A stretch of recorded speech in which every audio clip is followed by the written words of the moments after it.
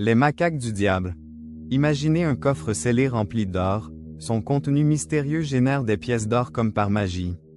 Intriguant, n'est-ce pas?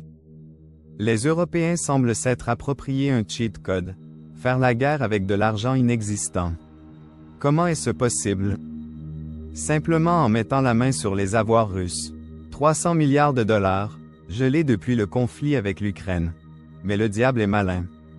Il ne s'agit pas de voler directement les avoirs russes, seulement de récolter les intérêts générés. Une ruse audacieuse pour financer des conflits. Ce système présente des fruits empoisonnés, vendus comme des fruits sains, tout en prétendant ne jamais toucher au tronc. Quelle ironie!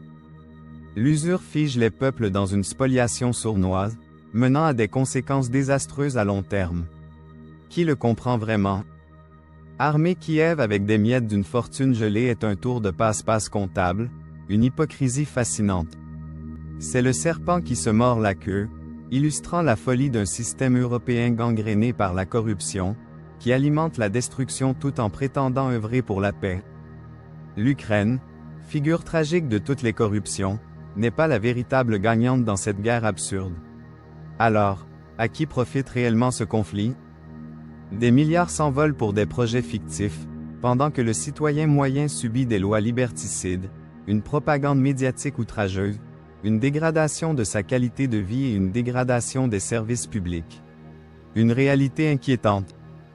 Les véritables marionnettistes ici sont les gouvernants, aux ordres des entités sataniques et psychopathes, obsédés par le désordre. Un tour de passe-passe comptable, où l'on fait semblant de respecter des principes tout en alimentant un conflit sans issue. C'est le serpent qui se mord la queue, et qui mord sa propre mort.